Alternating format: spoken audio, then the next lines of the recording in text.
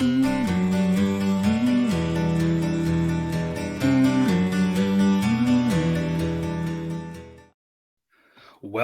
to Picks with the Professor, the show where a real statistics professor and his friends give you sports betting tips. I'm your host, Professor Sides. It's my actual job title and last name, which is part of the reason why the mathematical model that I've built to predict various sports outcomes is affectionately known as Sideline. You'll hear more about the model during the course of this episode, set to cover the 8 best college basketball games and one off-the-wall games scheduled to be played on Wednesday, March 1st, 2023. In case you're new here, check out the webpage on the banner. It's www.pickswiththeprofessor.com/new for some explanations, community rules. See the Google Sheet linked in the show description for Sidelines projections on every single game. Remember, this show covers picks on the best games for the best picks on all games. Sign up on Patreon or Black Book Sports. There are different packages and price ranges based on your needs. Remember, the sports are unpredictable, so the discussion of this show projects a typical game and does not try to forecast one to a T, as that would be a foolish and impossible goal. Again, as I've mentioned before, the concept is we think about these as if you were playing a 7-game series.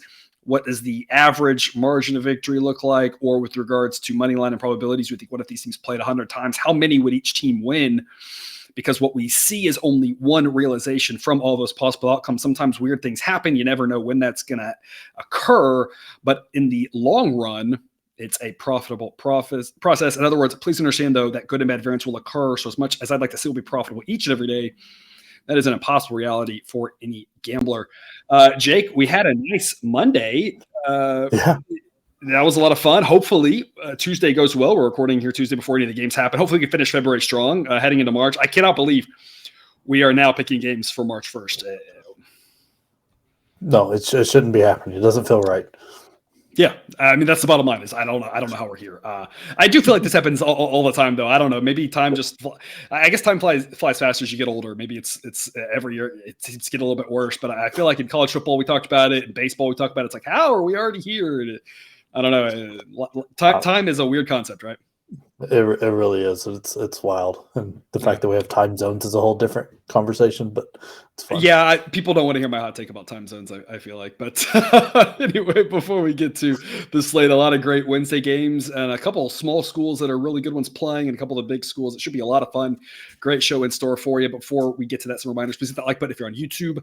Also, if you aren't yet, please consider subscribing or following. It's free, and if you turn on notifications, you won't miss any of the college basketball, MLB, or college football content that this channel provides. MLB content, we are getting closer, and I'm excited about that.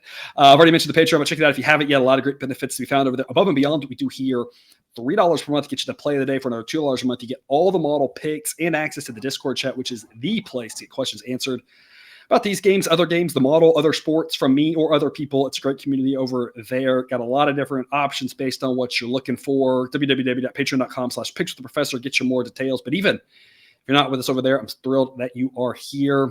Let's get to it. But as always, take what you like and leave the rest. Starting off 6:30 p.m. Eastern, Xavier at Providence.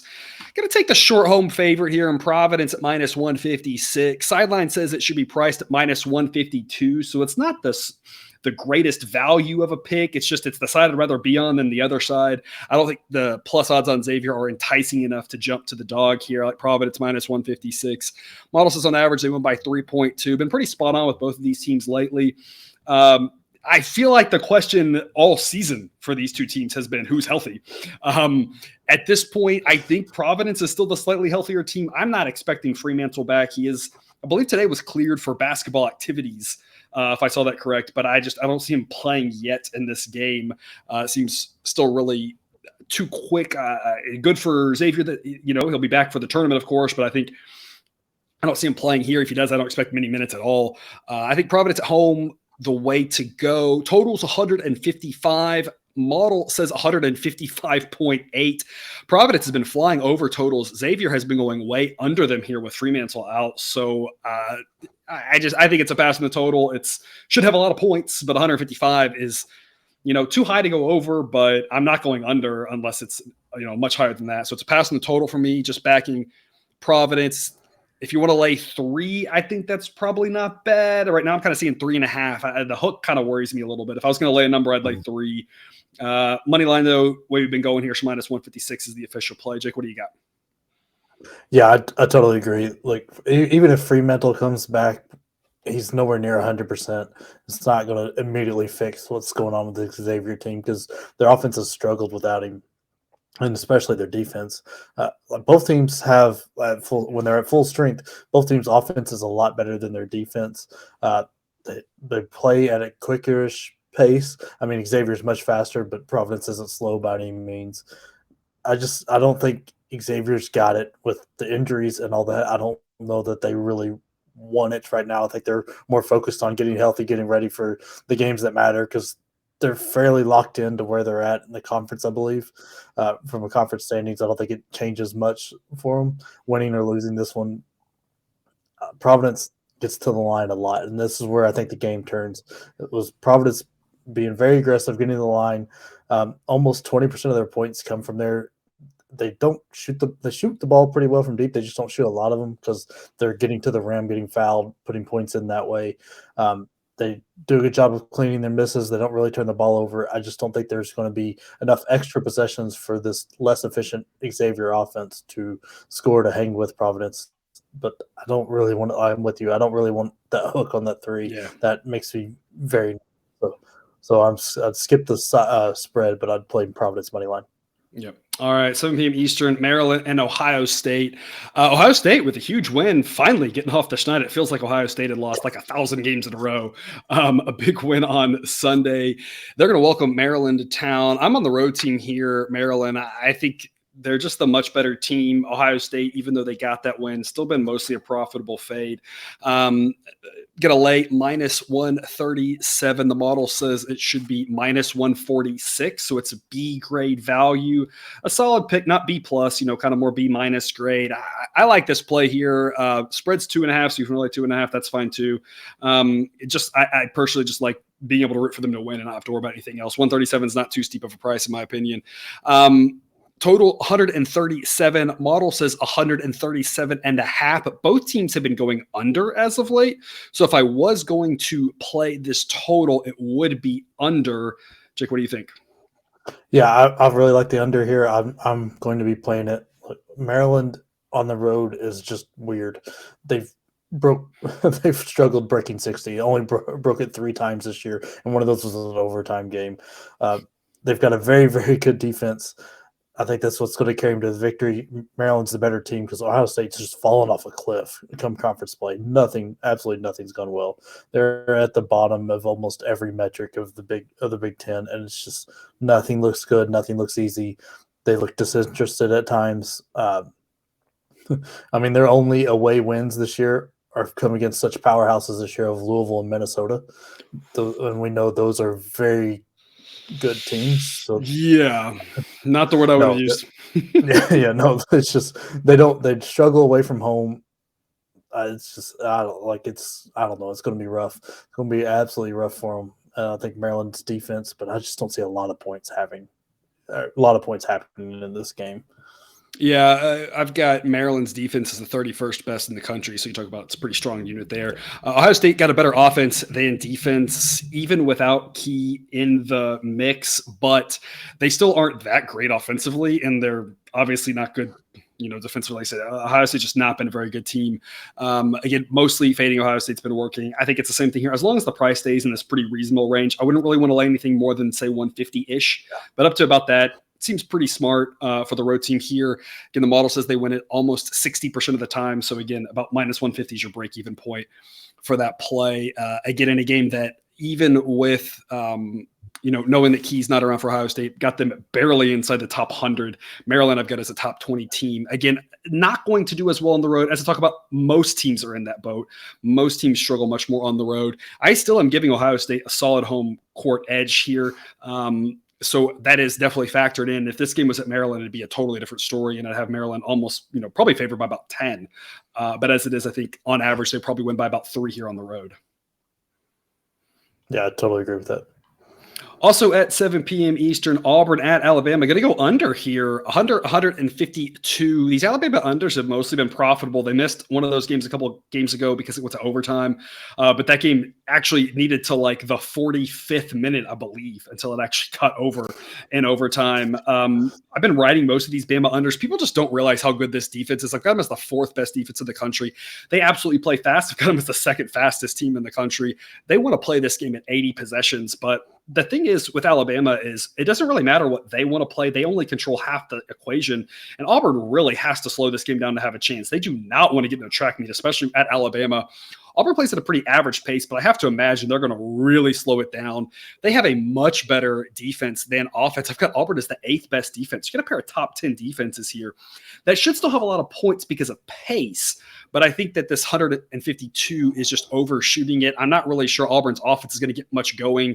Not really sure. I don't think this gets up to 150. I think we stay in the 140s. The model says 147.5. Been pretty spot on with both of these teams. Alabama may be scoring a little bit more than projected. Again, I think part of that was that overtime game. Otherwise, we've been pretty on these two teams. Like I said, I really think upper 140s is probably the right way to look. Spread is 9 right now. Model says 9.2. We've been pretty spot on with Auburn, but Alabama, as I talk about, other than that one random game a month that seems like they don't show up, they've just been kicking the crap out of teams when they do. We faded Alabama on Saturday, getting all those points with Arkansas, and that was a pretty smart move. I would not be fading them here. I'm not loving laying 9 necessarily. Money line price isn't that exciting at minus 480, but Alabama, the way they play, if you want to back Alabama, I don't think it's crazy at all. I'm just not a fan of this Auburn team. Every time I feel like I back Auburn, they let me down. So I'm sure it's like not backing them here. Just going to focus on the under. Jake, what do you got? Yeah, Auburn is on the struggle bus big time right now. They've won 3 games since January 25th, and that's Georgia and Ole Miss, and then Missouri. I mean, Missouri you can argue is a good win, but Georgia and Ole Miss, that's nothing. Alabama already beat them. Their offense is all but evaporated, and their defense is nowhere near as good as it was at the beginning of the year. Like right now, they are struggling. What they do well on defense is they force you to take a tough contested shot far away from the bucket. But what's happening in these recent games is they're fouling a lot. People are getting to the line like crazy, and they're giving up free points, and it's just not going well because that's going to let the other team set their defense up. Even if they miss the free throws, they can set their defense up, and their offense has to go slow. They play through a very good big man in Johnny Broome, but he's not enough. They don't have hardly any shooting. Alabama, I mean, is probably is the best team going right now in America. I mean, at worst, you're saying top 3. So they're just. I've got them second. I've got them second, and I know that my metrics have them closer to Houston than most everybody else's. So it's basically like putting them first because most people's metrics have Houston running away with number 1, and I've got Bama right on their heels. I don't want to face Houston, but I sure as heck don't want to face Bama either. Yeah, especially not in Tuscaloosa. I mean, they play just a fun style of basketball, gets that crowd going, and it's wild. But you're right. This team's defense is not talked about enough. They really suck the life out of other teams' offenses.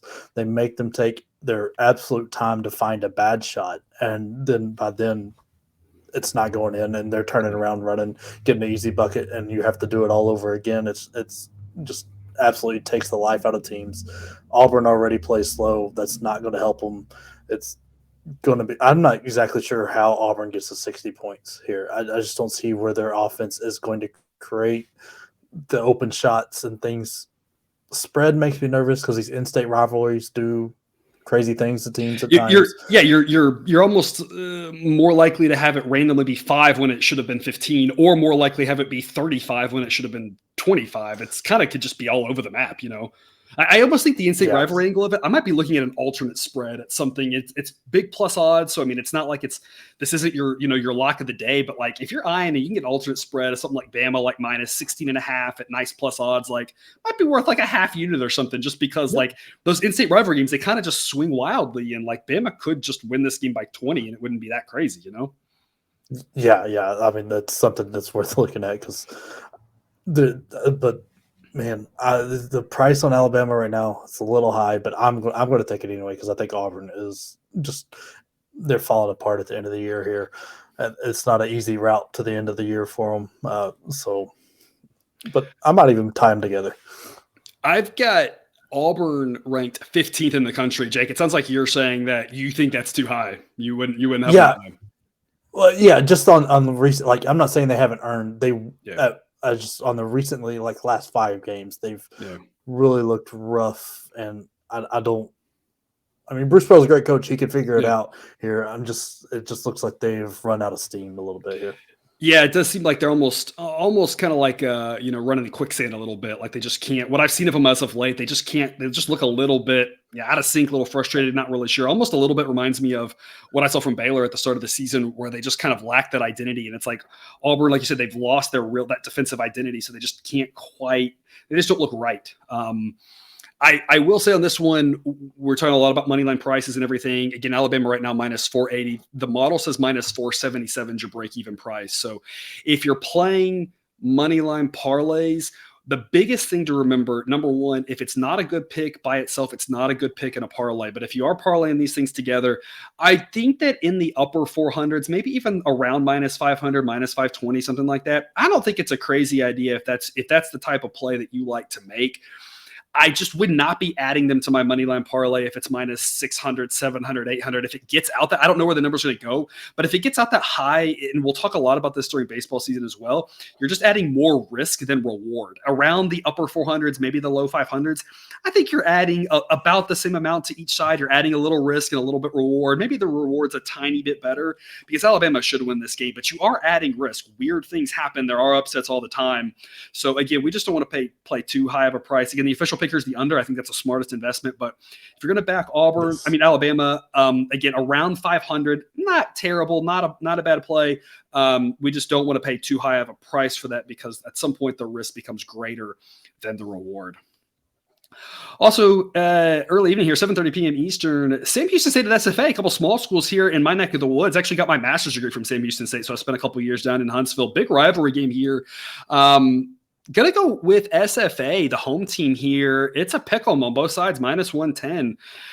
Gonna take the Lumberjacks. I think that my logic behind this, first off, the model says it's a coin toss game, 50-50. Should be a great contest. The total's 134. The model says 133.8. Sam Houston's been playing well with their defense, been going under games. SFA with their offense been going over games. I think it's pretty well priced. There's not going to be enough tempo in this one from Sam Houston, who plays really slow, to get us towards that 140. I think mid 130s is priced pretty well. Model says the spread's priced pretty right too. Coin toss game. Here's my thought though. We've backed Sam Houston a lot this year with a lot of A-grade plays. If you're with us on Patreon, you know that. You're well aware. You've watched a lot of Bearcats basketball.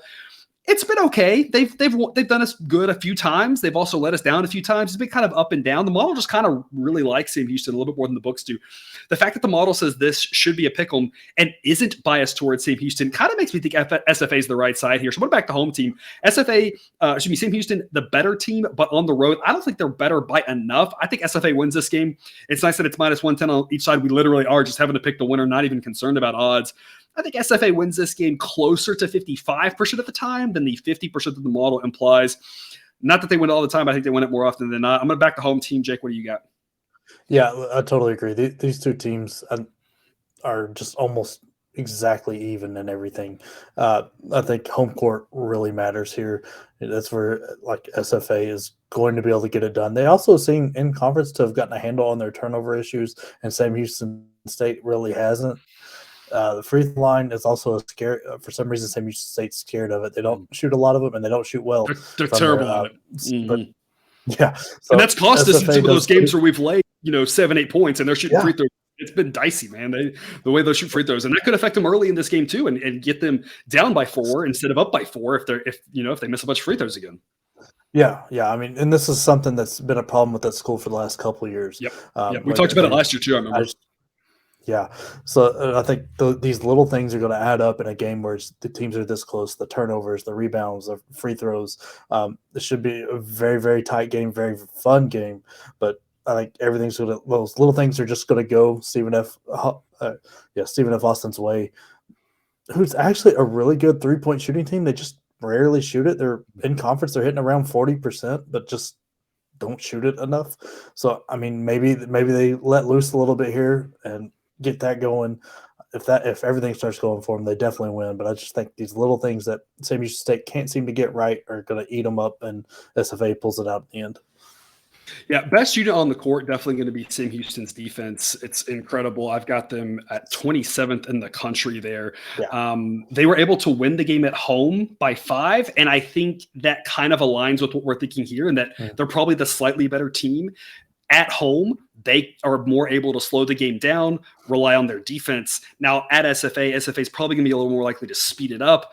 Kind of things play a little bit more into their hands. Ball gets kind of rolling downhill, the momentum in their direction, probably enough to swing it. I think if I was going to back Sam Houston on the road here, I would have wanted to see him win by much more at home than only by 5. Again, the defense travels, but SFA should be able to score at home against that defense. And that, again, kind of like you said, just everything kind of just slightly tilts in their favor, being that this game is in Nacogdoches and not Huntsville. Dropping some small Texas towns here for those of you who are aware of Texas geography.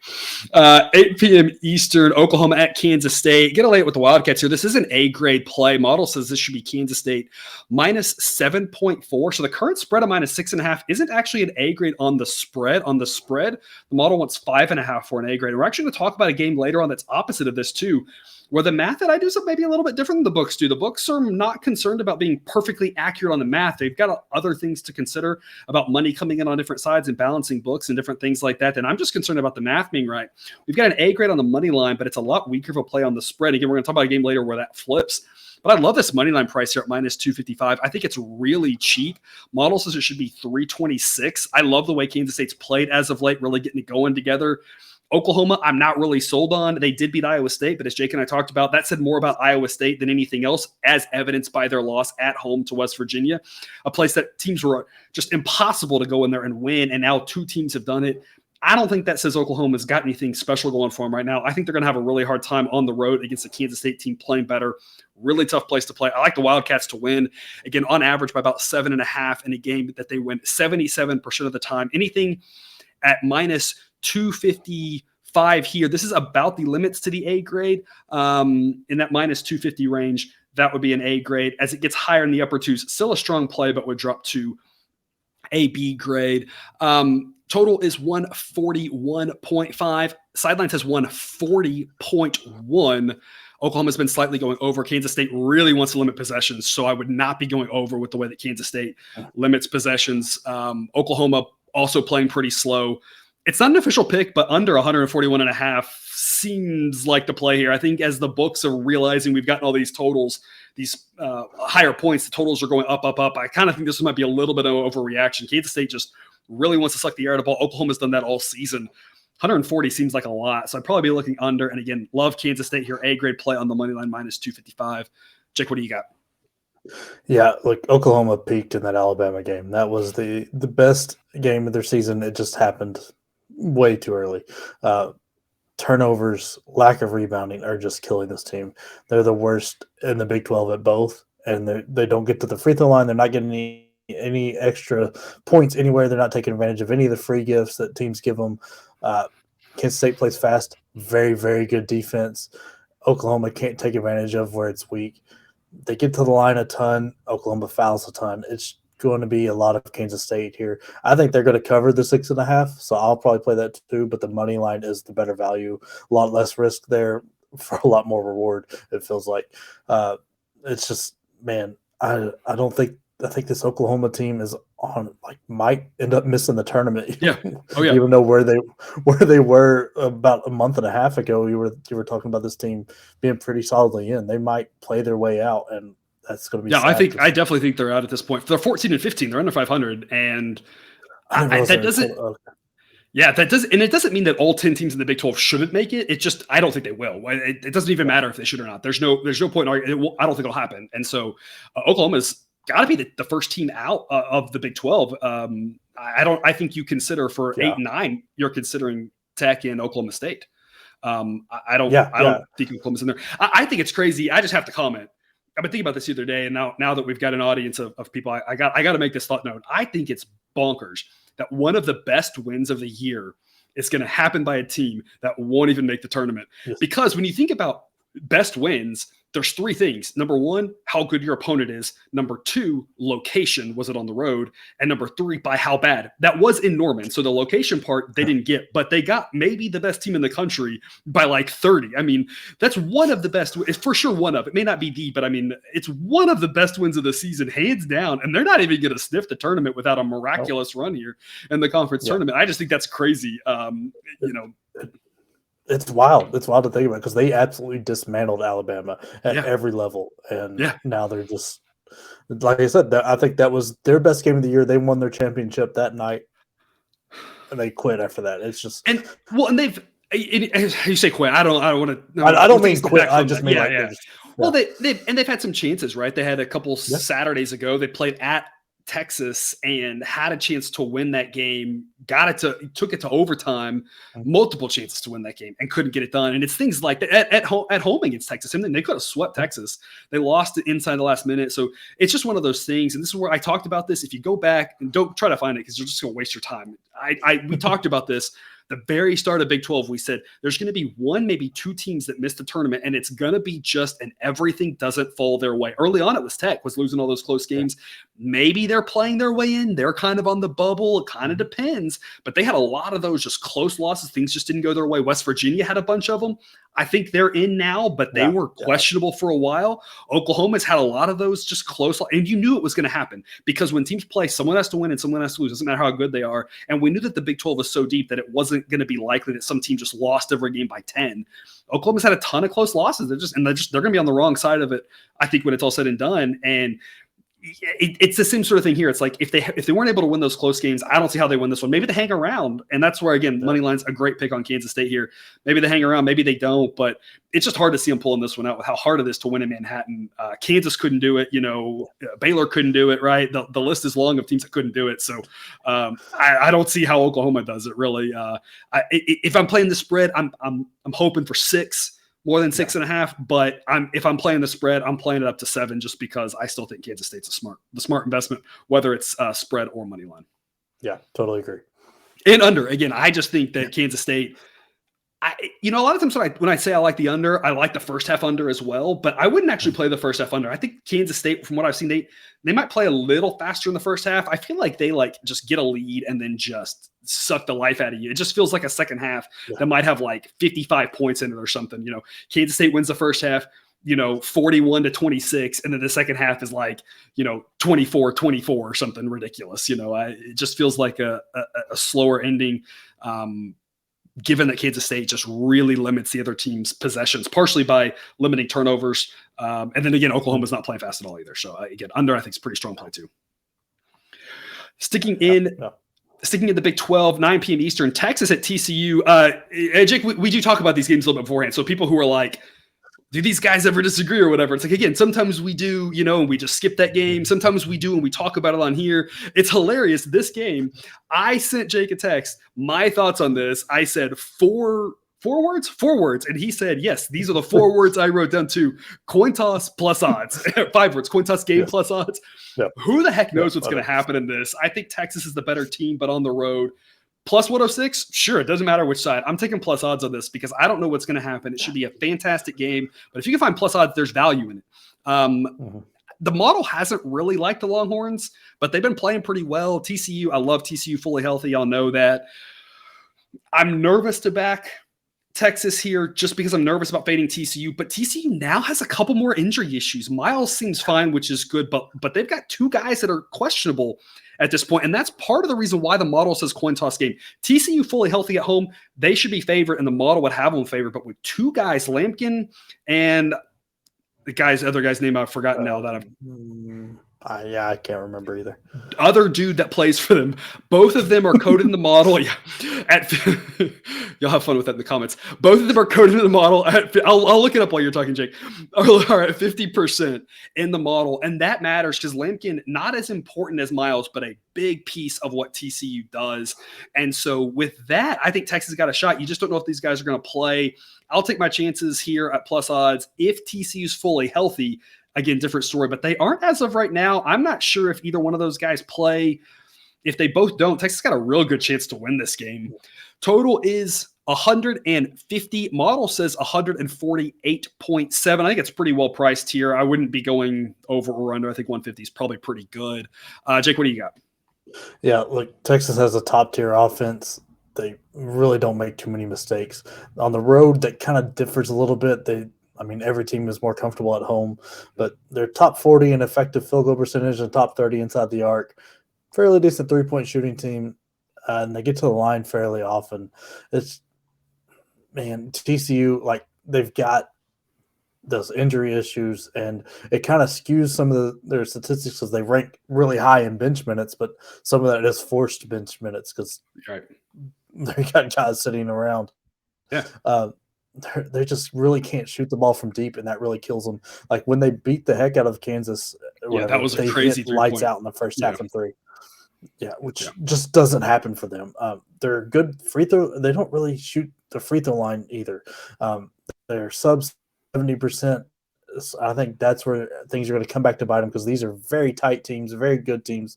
The injury woes and free throw line and lack of just shooting, I think they'll go cold at some point, and Texas will take 5 to 8 point lead, and that will kind of seal the game for them. I'm not saying Texas wins by 5 to 8. I just think that will be enough of a lead that the comeback won't make it all the way there.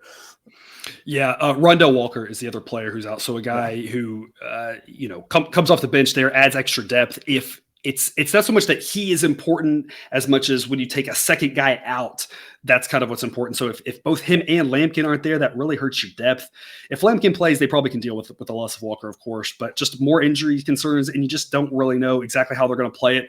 A lot of teams, how they're going to play these things with the injuries coming up, right? Like, you want to win this game. They want to beat their rival for sure. How much are you prepping for a conference tournament? How much are you? They really would love to win the conference tournament. I'm pretty sure they have never won a Big 12 conference tournament.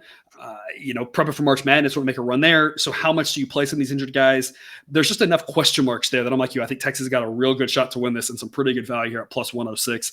Feels like if everything breaks right, all the TCU guys play healthy, then it's like, okay, now you can kind of start making a better case there. But there's a lot of different ways I think that we can get a win here with Texas, and the plus odds providing some good value.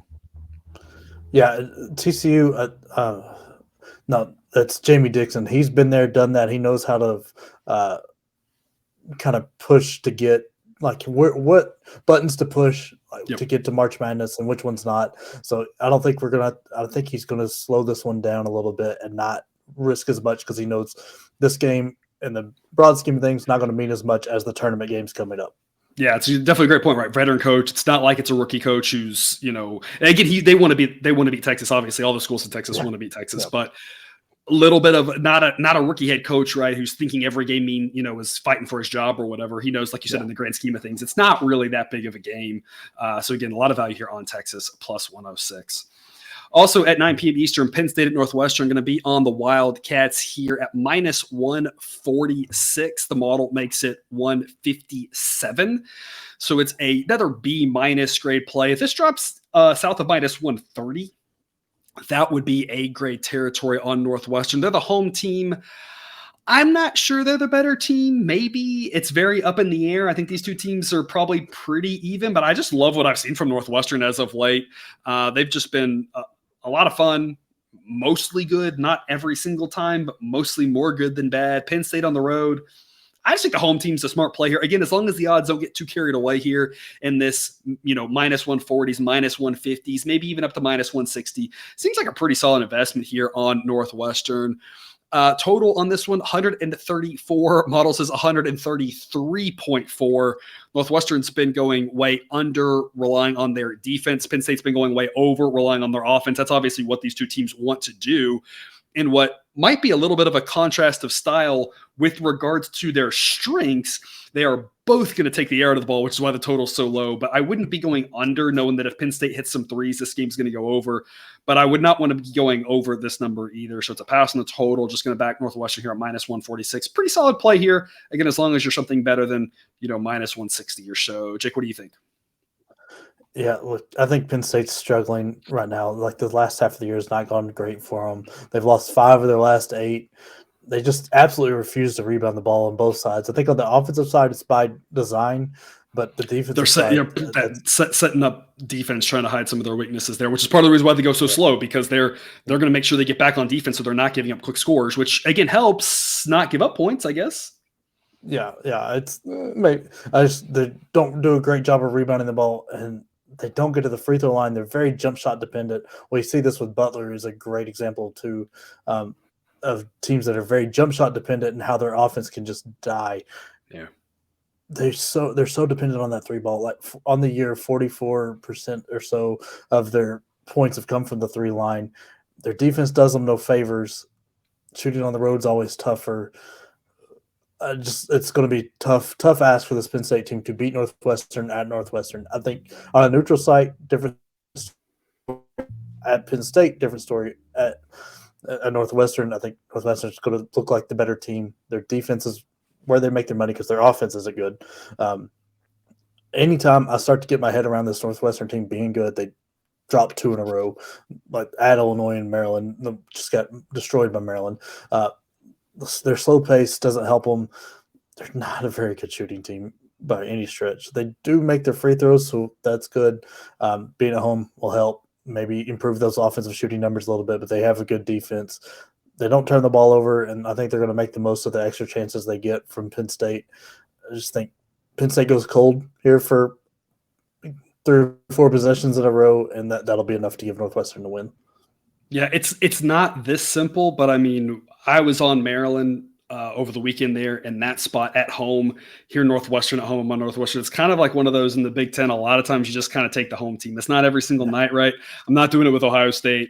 Not doing it necessarily with Nebraska, Minnesota, that sort of thing. But a lot of times it's just kind of take the home team. And there are some big road upsets, but this is not that often, right? It's one of those where, again, all the teams in the Big Ten, great home court advantages. They all look a lot worse on the road just because of how much better they look at home in comparison. And yeah, Northwestern struggling at Maryland wasn't really a surprise with how good Maryland's played. But now coming back home, I think it won't be really a surprise that they play better because they play a lot better at home. You know, other than like a game or two, that's been most of their big wins have been at home. So now that they're back home, seems like the smart play here to back Northwestern. And into the late game here, before we get to our really off the wall one, 11 p.m. Eastern, Utah State at UNLV. You'll see on the screen there, no official pick on this one, mainly because you got 2 guys for UNLV who are still up in the air. I've marked one of them out who still, it sounds like he's out, but also they keep putting both guys' names together as if maybe he's going to play. That'd be Parquet. I think that's how you pronounce Parkway. I don't know exactly how you say that. I think it sounds like he's out, but also they keep putting his name with Rodriguez as if maybe one of them might play. I don't really know. Rodriguez is the one who's more day-to-day, a really impactful player for UNLV, one of their best players. A lot up in the air on this one, and so I think that's why we're not going to make a play. I mean, the model would indicate to go over at 148.5, says 151.4. I'll let Jake talk you out of that one because he talked me out of it in a situation where I think it's just a pass in the total based off what he's going to say. With regards to the side, I just don't know who's playing for UNLV right now.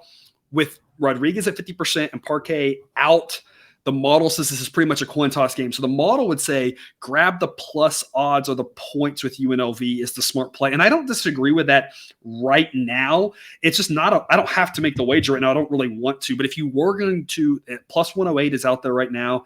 That would be the number, the side I'd be playing here at plus odds and just say Utah State's the better team, but UNLV at home. Hope one of those 2 guys plays. If both, great. But if one, they got a chance to win this game at home. They really got to get going here. If, they want to make the tournament, they're not going to do it within that large. So they got to get the ball rolling and get ready for the conference tournament. I'd be backing the home team at the plus odds, but I don't want to make it right now because both of those guys didn't play against Air Force here over the weekend, and they looked terrible. And if both those guys don't play, I want no part of that. And I'd be on the minus 130 on Utah State. Now, the downside is by the time we actually know anything, the number's going to move probably quickly. I will try to be up on Twitter here on Wednesday throughout the day, early evening, whenever we know something, and I'll retweet the information. So you can hopefully, if you're following me on Twitter, you get that information quickly. I'll message the Discord as well to try to jump on that. But if we know those guys are playing on, if you can get it before the number moves, there might be some value. But, right now, UNLV plus odds is probably worth the gamble, but I just don't really want to do it not knowing about those guys. They just look so bad here over the weekend against Air Force. Jake, what do you got? Yeah, that's basically where I'm coming from is with those two guys, if those two guys do not play, it's going to be a rough night. Because I mean, Utah State is a good team. They're a little bit of a roll right now. They've won 4 in a row. Not too many of those have been really close. It works out to be 7 of the last 10. They beat UNLV by 4 at home. Still should be a very close game if both those guys play, but they didn't quite make it to the total there. And nothing, if you go through the box score, nothing there went wrong. Both teams shot the ball very well. I think UNLV shot like 50% beyond 3. Utah State was right around their average. There wasn't anything you could point to why this didn't have more points. Because if you look at the pace and how these teams play, you're like, yeah, over looks right. Yep. It didn't quite happen last time. Then UNLV struggles with those guys out. Air Force, I mean, they didn't even break 60. That fastest pace will help them because it's more possessions are going to help an offense like theirs. They're not doing a great job of finding open shots. And I think it's important to note that without a full team, UNLV plays a little bit slower. And that's the other thing, too, is that with both those guys out, the over really might have a harder time hitting because they're not going to play at quite the breakneck pace that they normally are playing at. And that slowing it down makes the over even harder. Now, if both guys are playing, you think the over's got a better chance. But again, like you said, the fact that it didn't hit last time and there's nothing that you're like, oh, well, yeah, it didn't hit, but one team shot 12% from 3. And you're like, oh, well, okay, perfect. Like, that's not going to happen all the time. I get it. But the fact that like everything kind of went to plan and we still didn't have enough possessions tells you it was one of those games where each team was really looking for good shots. They were really, focus on their positions, getting, making the extra pass, that sort of thing. And it's like, I don't know, Utah State, not, on the bubble, not a lock to make this tournament. Huge road win here against a top 100 opponent. They really need this game too. So they might have that same sort of outlook of that. We're going to try to have good possession. So yeah, the total is just like not, it's like I said, it's the first lean, but it's not probably worth it when you look into it. Yeah. Like it's something I would lean to play in the over as well, but until I have more information, I'm not going to play that. Like UNLV plus odds, like it right now.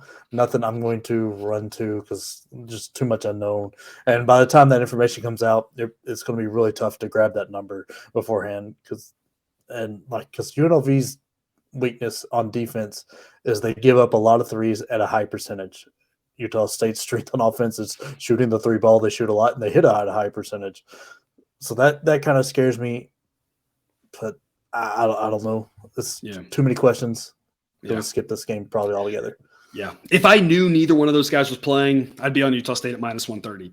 Like you said, though, we might, the number might move before we get the injury news. The other thing that's interesting, and people talk about line movements. Number one, people make way too much of line movements. A lot of it doesn't really tell you anything, but sometimes it does, especially around injuries. There's some times where the line will move and then the injury news comes out 15, 30 minutes later or whatever. And it's like the book's got the information, before it got, released to the general public or before I heard it or whatever. And so it is one of those things where if this one moves, it doesn't necessarily tell you anything. Like we had this with Siena, I remember a few weeks ago, number moved and someone thought it meant something. And then like an hour later, it moved back the other direction, It was like, oh, it didn't mean anything because it clearly moved back, So it may not mean anything, but this one will be one to kind of keep an eye on. Like the movement might indicate if, one or both those guys can be playing, because not that Utah State minus 130 is great value, but if either one of those guys play, given that Utah State desperately needs this game, I feel like I'd be willing to take that chance because UNLV is just not the same team at the strength that they are. But if one or both are playing and you can still get plus odds on UNLV, that's the way to look. So a lot of information there. You can do with that what you want. You can just pass. Maybe you can, take something from that. If not, it should be an interesting game if you're up late to watch. Otherwise, hard to say what to do right now. Yeah. That takes us to overtime. We are covering 2 wacky games today. So I don't know what that means. UT Arlington at Utah Valley. We're going to lay 12.5 with Utah Valley here. Not going on the money line on this one. And this is the flip case of what I talked about earlier and why I said I think it's really interesting. Utah Valley is minus 950 on the money line. On the money line, the model says it should be minus 793. So the money line price is actually too steep. Now, first off, minus 950 is a good play in a situation where you have that the probability that team wins is something like 95%. That's not what I have here. I have Utah Valley to win 89% of the time. At 89% win probability, minus 950, not a good play. Every money line every single one of them has value and doesn't have value based on the probability of that team hitting. Now, we don't play a lot of things out in the thousands, of course, but a minus 1,000 bet can offer great value. A plus 1,000 bet can offer great value, or they could both be terrible values. It just depends on the situation. In this case, that minus 950 on Utah Valley, not a smart play according to the model, but laying 12.5 is. This would be an A grade play according to the model, which says the Utah Valley wins by an average of 14.8. So again, that flip of that Kansas State situation where the model looks at the money line and says, but looks at the spread and says, hey, 12.5 is good value here. Jake, this is one of your favorite plays of the night, so I'll let you tell us more. Well, Utah Valley is a team that they kind of know going here into March. They're a very good team. We've got a very, very good defense and an average offense on the total, not just in conference. They're, I think, top 40. I've got them at 160 in offense, which is about as close to the middle as you can be. Yeah. And then I've got them at 42nd on defense. Yeah. So right around there, that's very good. That's very much an upset numbers if they grab a 12 or a 13 seed, because their conference is weak. So, but they're not the best 3-point shooting team, but that's not going to matter in this game. UT Arlington turns it over so much that there's just going to be so many open shots for Utah Valley that they're not going to have to work for. It's going to be nice. Their defense is just very good. UT Arlington has a average defense and a well below average offense. It's going to be hard for them to score against this Utah Valley team. The spread just too good to pass up. Now, Utah Valley on the year, they gave Wake everything they wanted and more in overtime. They've got wins over BYU, Oregon, and Sam Houston State. They're a good team that's playing very well right now, one to keep an eye on. I think they cover this. I think they actually win this by 20, much closer to 20 than the 13 we need. Yep. And you mentioned Sam Houston State, they're, of course, in the WAC as well. Those would be the top two teams, Utah Valley and Sam Houston State, heading into the conference. I'm not sure what the seeds are, but those would be the top two according to the rankings, I believe. And what would be should be an interesting WAC tournament. There's some frisky teams in that conference, and no one's going to get in other than the one who wins the tournament. There should be a good tournament. But like I said, Utah Valley, has played really well, beating some of the top teams in that conference and outside of it. So shouldn't have any problem with UT Arlington. You mentioned their bad offense. I've got them ranked 321 offensively. Just like you said, not a good, and they're not great defensively. I've got them outside the top 200 in defense. So better defense than offense, but only by comparison because their offense is terrible.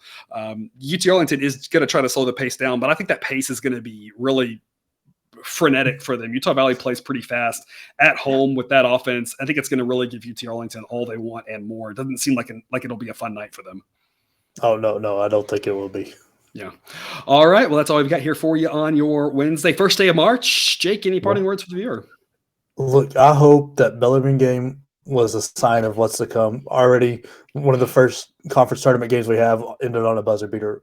I hope that is how everything goes for now on. It was wild. The guy looked like the shooting it was his last thought. He was trying to give it away. He was like, "Oh, turn around jumper. Oh, it goes in. That's fine." Yeah. I agree. If we get a bunch of more games like that for the March for the conference tournaments heading into March Madness, that would be a lot of fun.